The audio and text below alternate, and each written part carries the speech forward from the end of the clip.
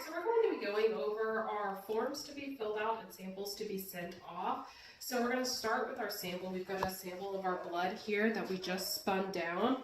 We're actually going to transfer our plasma. We're running a thyroid panel to test for thyroid issue in this patient here. So we're going to transfer our sample of our plasma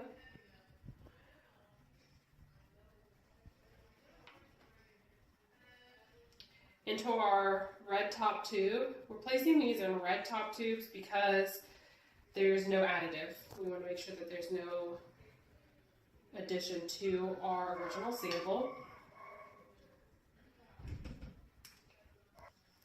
So once we've got our sample transferred, we're going to label our tube correctly. It's our plasma for this patient. And then we've got our appropriate chart. We did already fill this out. We've got the patient's or the owner's name here, our patient name, our clinic name, so all of our information can be transferred to us. And this has all of our patient's name information on it. What breed she is, whether she's spayed, how old, what she weighs. Then we've got what tests were being sent off, which is our thyroid panel, and what we actually sent for the test. We also have our date and where we're sending our information. That is for our blood sample. Once we've gotten all of our papers filled out, we're going to place in a plastic bag. And then fold our paper and place it in as well.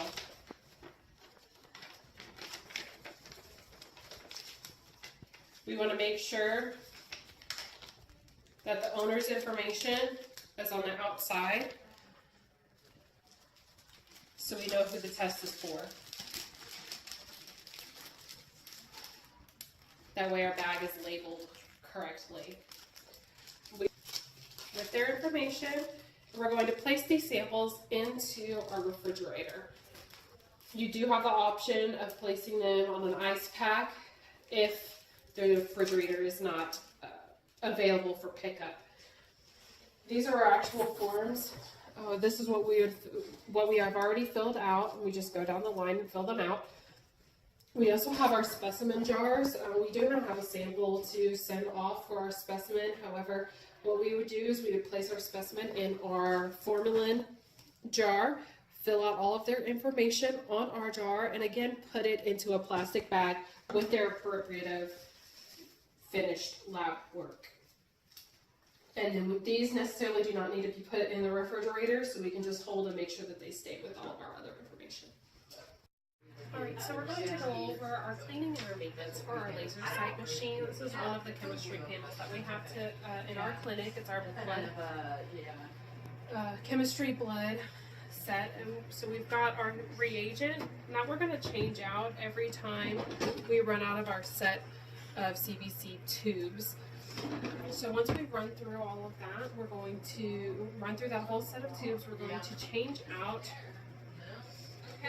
these two tubes.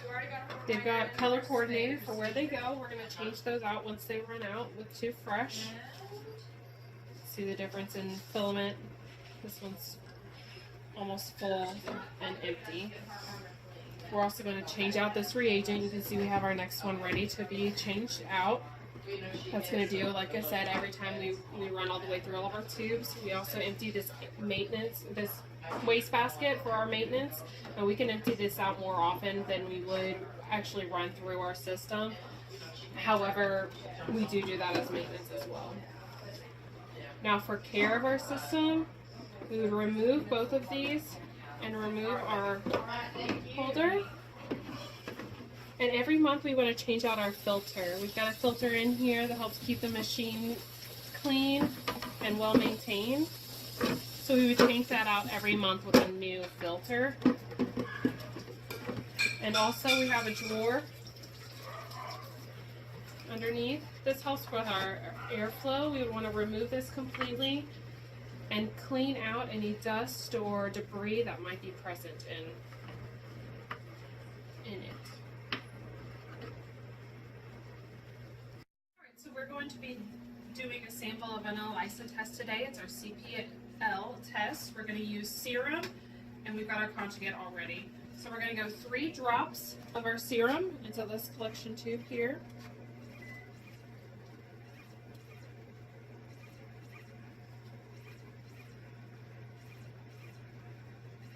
You want to make sure to keep your pipette upright to get the best full drops that you can. We do 3 drops of the serum and 4 drops of the conjugate.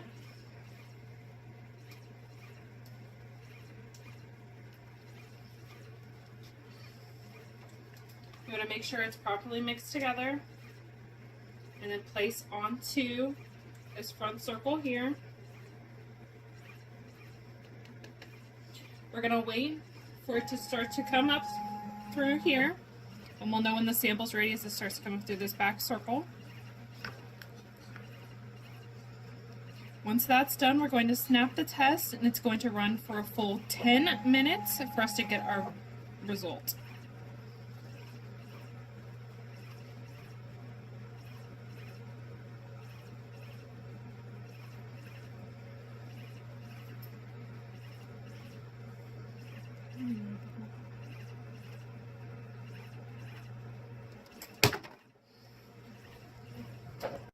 Today we're getting our ear cytology prepared. So we're going to use a cotton swab. We're actually going to moisten the swab with a little bit of saline. We're going to draw up right here. It's going to be sterile saline.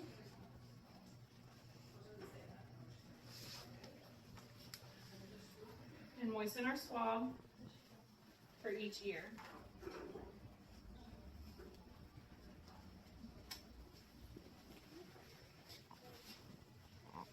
We're going to place the swab down into her ear canal. We want to get it nice and deep to get a very good sample, but not too deep to hurt the patient. We're then going to take our sample, label which ear is which, and roll it all along the flat surface of our slide.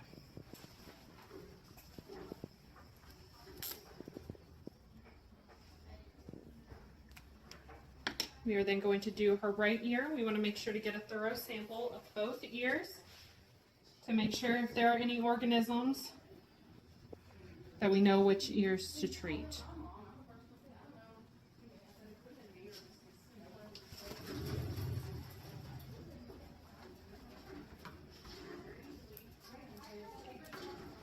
All right, so now we're going to prepare the cytology. We're going to heat fix to get rid of some of the wax in there because it can affect our readings. Once we've heat fixed, we're going to stain the slide. Now we're going to leave the actual cytology in the stain for 30 seconds. We're going to use 3 different stains and remain it in there for 30 seconds each. All right, so now that we've left our ear cytology in each of our solutions for 30 seconds, we're actually going to rinse the color off. We're going to lightly rinse as to not rinse off any of our actual bacteria and or yeast that might be present. So we're going to run it under a light stream of water and run it until it runs clear. Once it runs clear, we're then going to dry in our fabulous paper and place it underneath our microscope. We're then going to line up our sample directly under our lens. We're going to start at the lowest high power field and work our way up, focusing on each one so we know what we're looking at. Once we have it focused, we can focus here, large and small, and then move our actual slide using these knobs over here, moving it left and right and back and forward. So once we've got it into our position and we can see where we are, we can then move to the next power field, focus again, and continue up to the highest power field. Once we move to the highest power field, we're going to add a drop of immersion oil and actually begin reading our slide. Just a single drop. Go.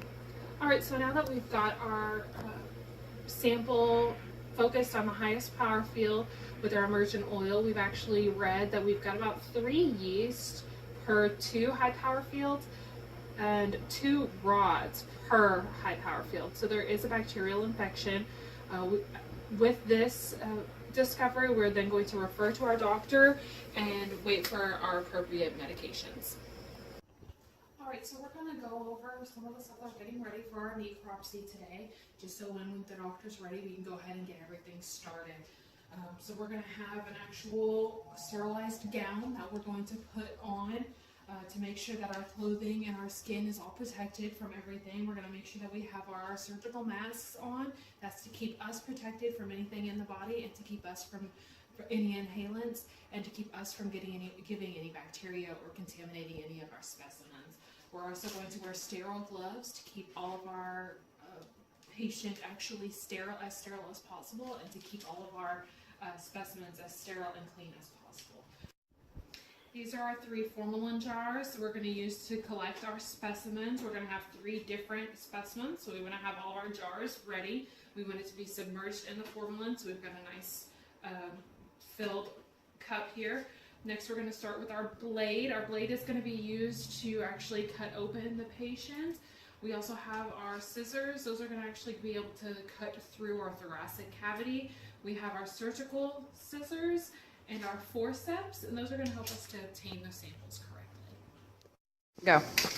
We have an 11-year-old domestic short hair that presented today recumbent, uremic, smelling,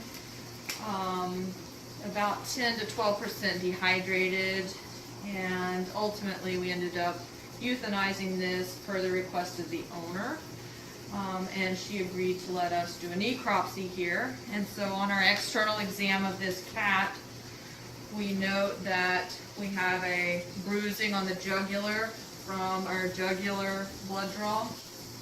We also have shaved area here from our IV catheter. And it's also worth noting that we have some ulceration in the mouth that was noted on exam. The sides of the tongue here, note that ulceration there. And the uremic smell is pretty potent from the mouth itself. So ulcer here, ulcer here, ulcer here, and here. On external exam, those were our notable findings. We had a palpable bladder that was easily expressed. So with a necropsy, I'm going to start my incision up here, and we're going to go down the full length of the body and inspect the thorax and the abdomen and the individual organs. Hannah will be collecting samples from our organs, and we will be placing in formalin jars. We'll note any abnormal findings on the gross necropsy as we go. I'm going to cap gown and gloves in this instance.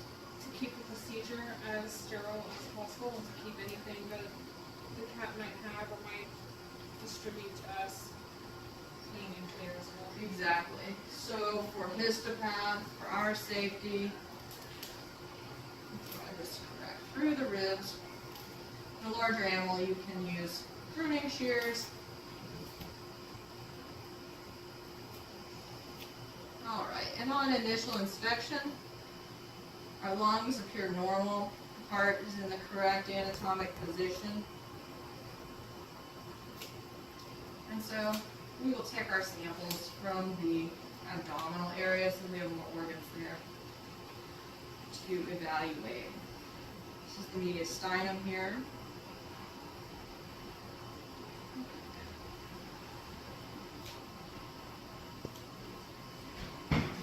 And then we can evaluate. Okay. So we've harvested the lungs apart and the airway here. And you can appreciate that the lobes of the lungs appear normal. We inspected on initial exam before removing. Pericardium will be opened. And the inspection of the heart grossly appears normal. One thing you can do is you can weigh your organs and compare to normals of this size. So, Hannah, if you would like to, you can butterfly this heart here and take a look at the inside of the heart as we open the abdomen. There you go, all the way through. Now, let's inspect. Alright, here's our liver. So, here's your thumb forcep, and if you do find any possible abnormal areas of the liver, you can biopsy those. Take histopath samples. Otherwise, sometimes it's just easy to take an end piece there. And another technique would be to, after you've taken your sample, is to cut into the organ, look for any infarction in the actual organ itself in several different lobes. Mostly these appear very normal.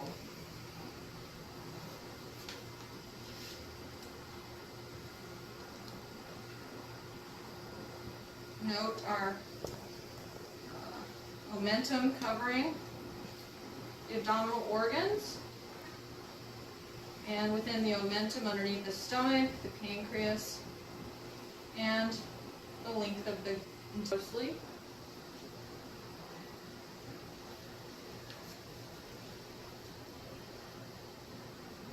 Kidney does appear small, nodular.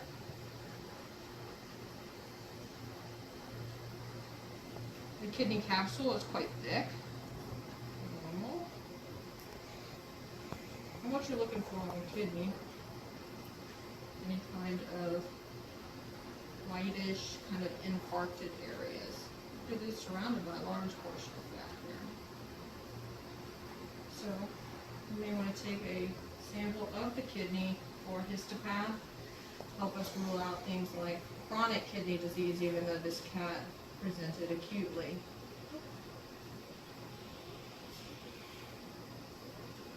Some of these organs appear fibrous. That would be a large enough sample. We'll go into the renal pelvis here, go all the way through this kidney so that you can appreciate the layers of the kidney.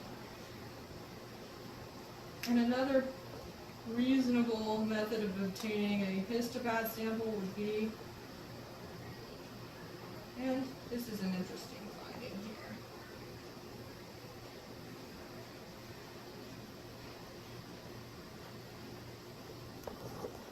Palpate this.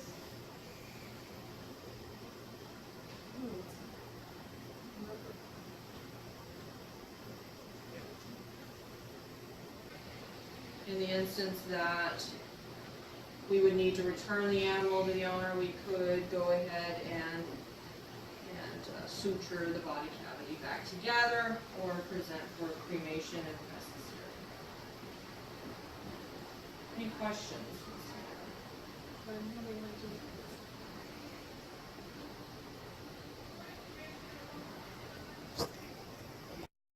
Alright, so we're going to be going over our rabies necropsy, or not so much materials, but what you need for yourself whenever you're doing them. It's going to be the same materials, but you need to make sure that it's a specific type of tech or clinician that's actually doing the rabies necropsy. We want to make sure that we have someone that's got higher titer levels and has already been immunized for the actual rabies. For a small animal, you want to use 2 sets of gloves. You want double gloving, and you want to make sure that you have a protective mask and protective goggles. For a large animal, you're going to need rubber boots, you're going to need a surgical gown, apron, double gloves, and possibly vinyl gloves on top of that as well. You're going to use a full mask, as well as a HEPA filtered shield if you're using for equine.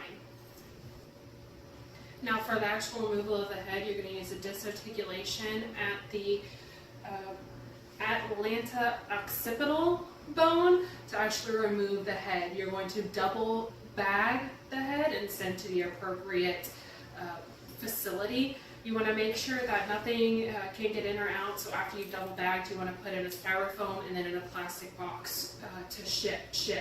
In the meantime, before shipping, you're actually going to leave in a refrigeration. You want to make sure not to freeze. You want to make sure it's in a refrigerated state. With the head, you can actually continue with your regular necropsy. Like I said before, you just want to make sure that you have a technician that has the higher titer levels. Now, when you send it off, you want to have a rabies questionnaire filled out and prepared for your actual patient. Alright, so today we're going to be obtaining a vaginal cytology. We're going to use a swab that we're going to moisten with some sterile saline that we just drew up. You have the option of using a lubricated speculum or a rubber tube in order to insert the actual swab a little further. However, with a small vulva such as this patient, we're only going to use the actual swab. We're just going to open it up a bit and insert the swab. We're going to do it insert it just cranial enough to be in front of the urethra. Maybe hold her little tail just like that, yeah. She has a tiny little vulva. Also, with doing it this way, you have a greater chance of getting cornified cells from her vaginal wall, but it's just a little bit easier for them. Once we obtained our sample, we're going to place it onto our slide. We're only going to roll just a single time across our slide to get as much of the sample as possible.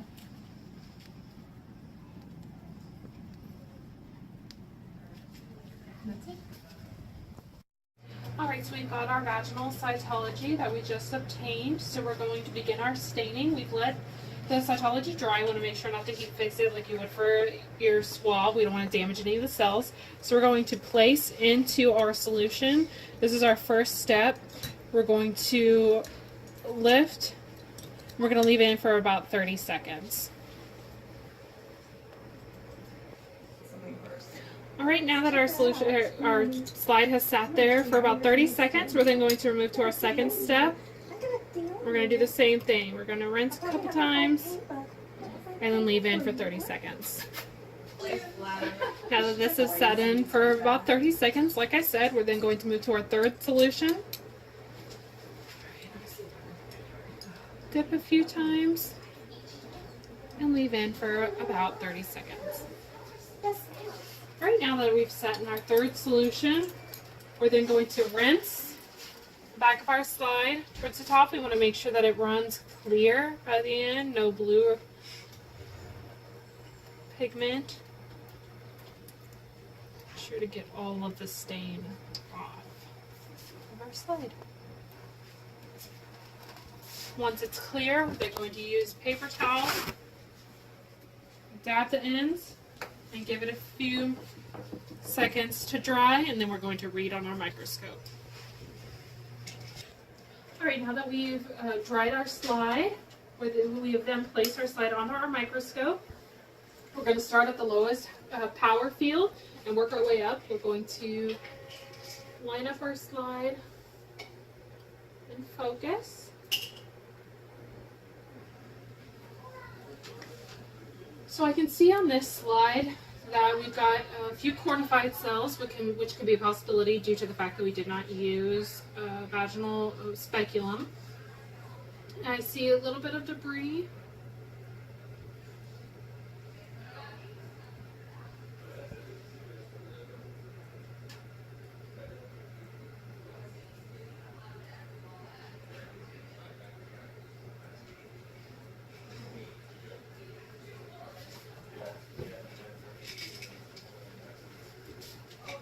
But no erythrocytes. That would give us the impression that this patient here is actually in diestrus. However, if she was in anestrus, she would have a little bit, but not many, squamous cells and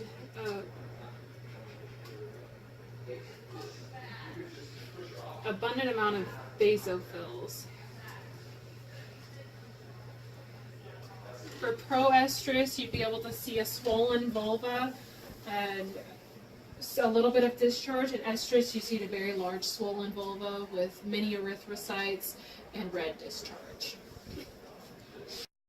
Alright, so we've drawn our blood from 2 different patients. Today we're going to do our cross-matching, both major and minor. So we've got 2 tubes for each patient. We've got our EDTA lavender top tube, and we've got our serum separator tube. Each one is labeled correctly with each of the patient's names. Once we've got our blood clotted, which you can see that it has, we're going to centrifuge each of them. We're going to get the serum from our red tops, and then we're going to get the plasma from our EDTA.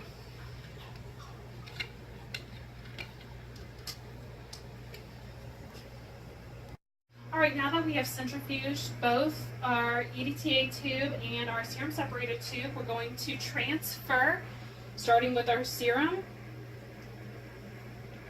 into a brand new test tube for each patient, both labeled for each specific patient. You can see their names here.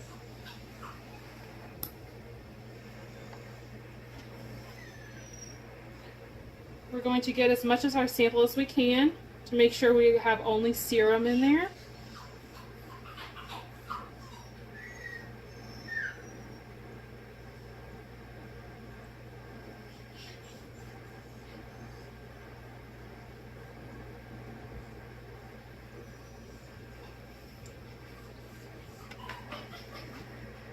And then close our test tube. Again, our second patient.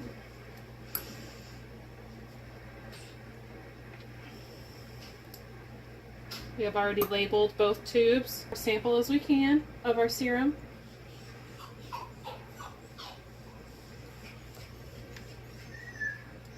And then close our test tube. Now for our plasma, we're going to use a pipette just to make sure we don't lose any of our erythrocytes or red blood cells.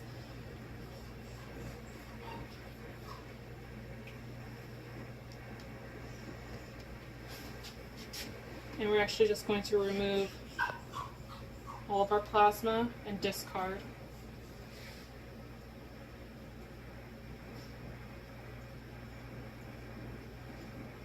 To where we only have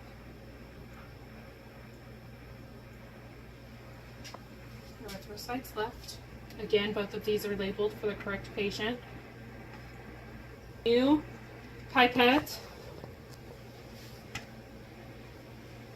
And we're going to place into this 2 by 75 milliliter glass tube. We're going to place 2 drops of each patient. So we've also got these tubes labeled with the first letter of their names to make sure that we keep them separate. Only 2 drops. There's 1 and 2.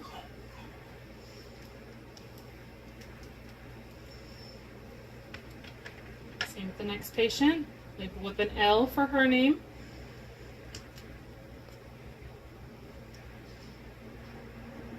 Just erythrocytes. 2 large drops. Once we've placed in our drops, we're going to refill the rest of our tubes with a 0.9% of sodium chloride. We want to fill it the rest of the way after we added those 2 drops of blood in. Once we have filled our tubes, we're then going to gently mix our samples and then centrifuge for 1 minute at 3400 RPM. And now that we've centrifuged the first time, you can see it's back to clear after our mixing. So we're going to decant our supernatant and pour it out so it's just the erythrocytes left at the bottom on both samples.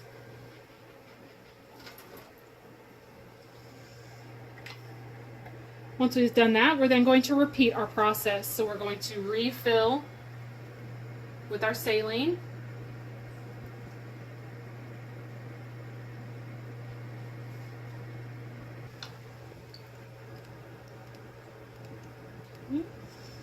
Once we've filled with our saline, we're then going to again gently mix with our erythrocytes. on both samples and centrifuge again. All right, now that we have washed and centrifuged our erythrocytes 3 times, you can see it's nice and clear on both samples. So we're actually going to decant again.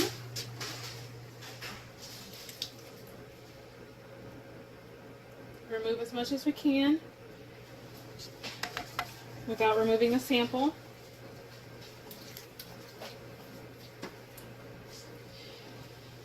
And then we're going to use 0.02 milliliters of our erythrocytes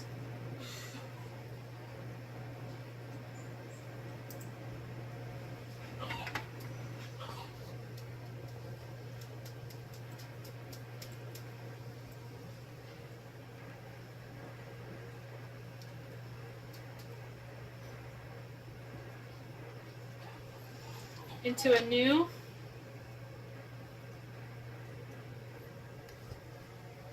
test tube. It's going to be just a very small amount.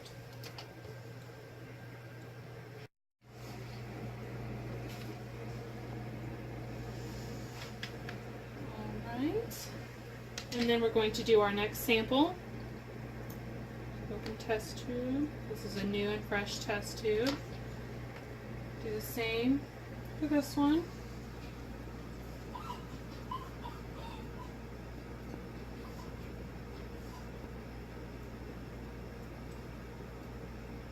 Just a small amount, the 0.02. To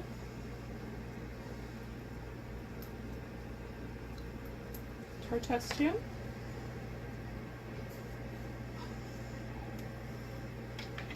Then we are going to get a new needle with a 0.98 of our saline.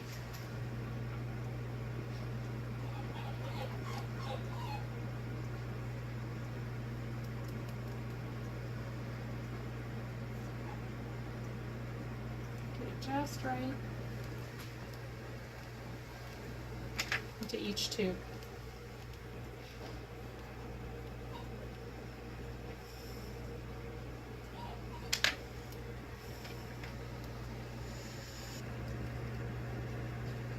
I'm going to use a new needle for the next sample.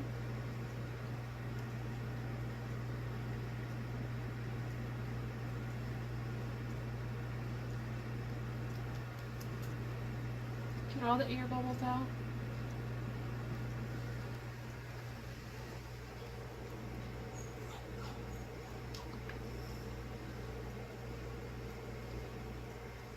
Okay. 1 full milliliter of each sample. That would be our final step. We've finished our actual washing of our erythrocytes. We're then going to start our major cross match and minor cross match. So to begin, we're going to do our major cross match. We've got our recipients samples here and our donor recipients over here. We're going to take a new sample tube, and with this we're going to take 2 drops of our recipient's serum. Again, this is for our major cross match.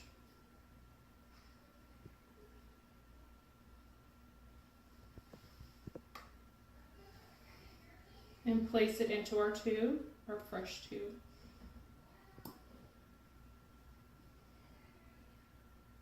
Two drops. Then we are going to take our donor erythrocyte suspension with a new pipette, take 2 drops.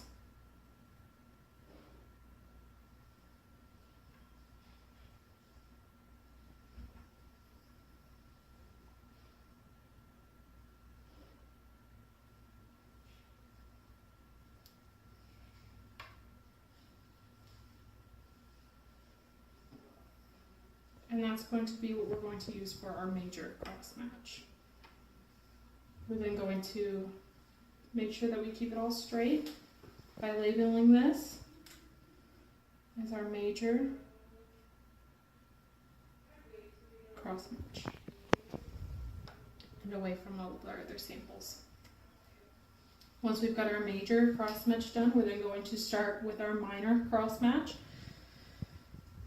For the minor, we're going to start with our donor serum. Again, 2 drops of our donor serum.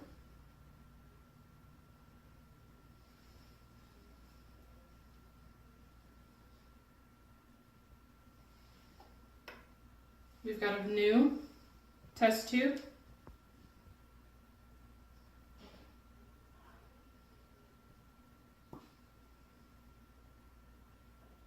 Two drops.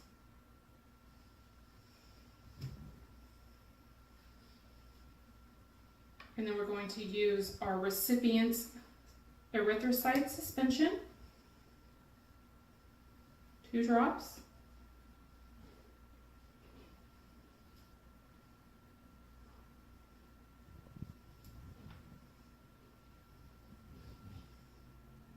Into our new tube.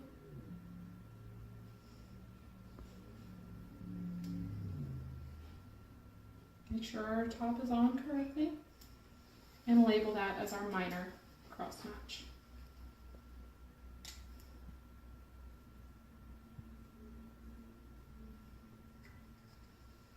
Place that to our side. Once we've got those, we're going to make sure that we have a control. So our controls are going to be with our recipients and with our donors, serum and suspension. So we're actually going to get a brand new tube. We're going to do control. We're going to write control R as our recipient.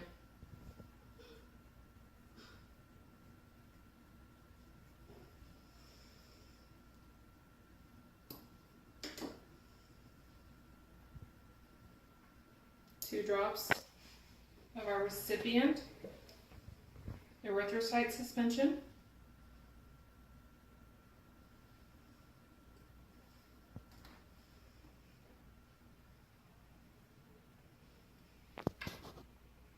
And 2 drops of our serum for our recipient.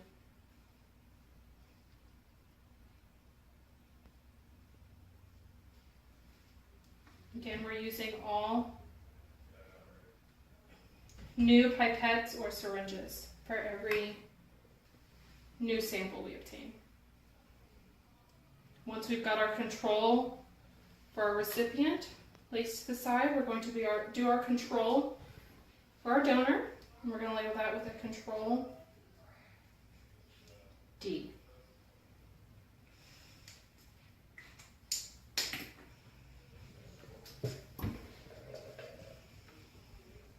We're going to do 2 drops of our donor suspension, erythrocyte suspension.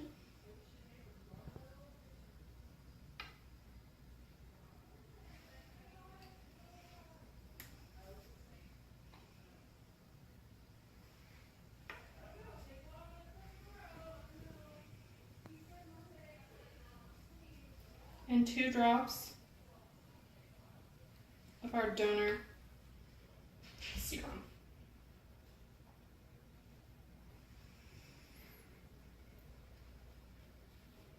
We want to make sure to hold our pipettes up directly because that gives us a more precise drop, a full drop. We will then, once we finish, place with our other control, and we now have the rest of our samples. All right, so now that we have all of our samples, we've got our control from our recipient, control from our donor.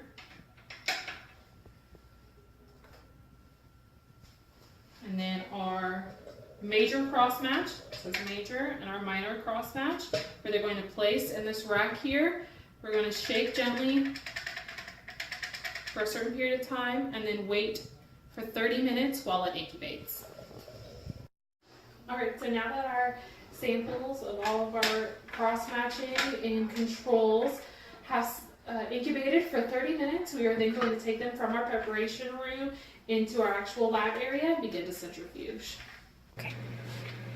So we're going to place evenly into our centrifuge each one opposite of each other to keep it even, and centrifuge for 1 minute. After centrifuging for a full minute, we have both of our samples of our minor and major cross match. So we want to check for supernatant to see if there's any discoloration or any hemolysis. To make sure that we don't have any, we're going to kind of gently shake by flicking a little bit to see if we have any agglutination on both our minor and major tubes.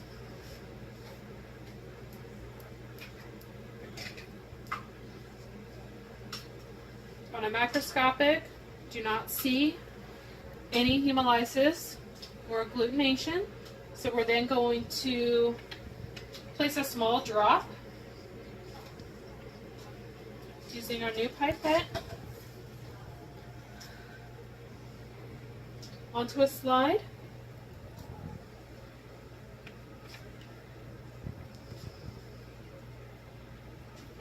And then we are going to place a cover slip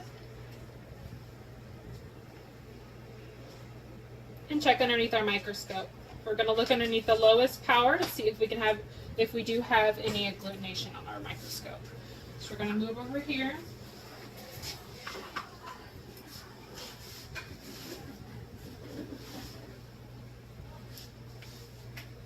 Begin on our lowest power.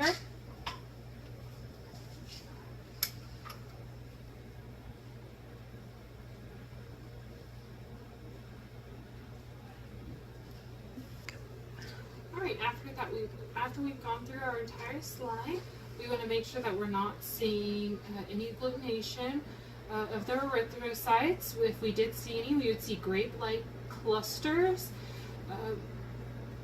We want to make sure not to confuse those with our rouleau cells.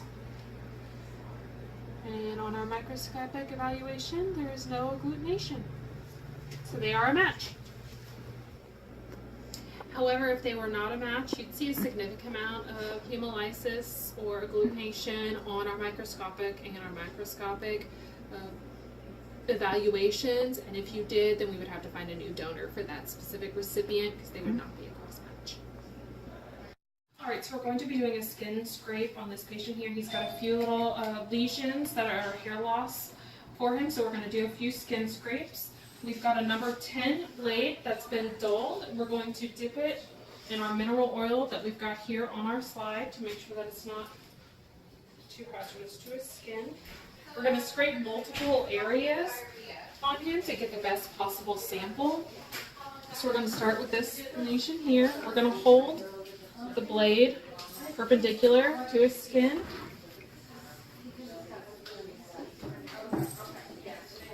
We're going to tent the skin and scrape.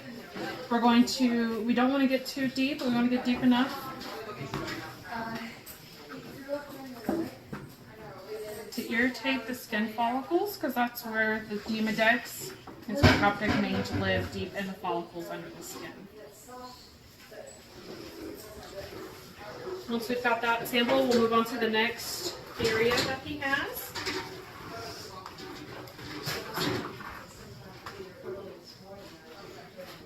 Again, we're going to get a little bit of irritation to it.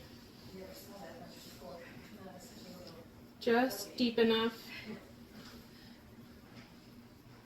that a little blood oozes out to get the best sample. Once we've got that sample, we've got our mineral oil that's been dipped on our slide, and we're going to wipe our sample into the mineral oil. So to prepare our slide, we're actually just going to be placing a cover slip over our already scraped sample with our mineral oil.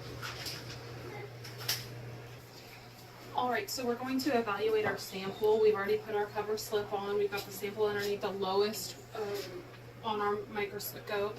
We're going to focus in and then move up until we can see a little bit of something on our slide.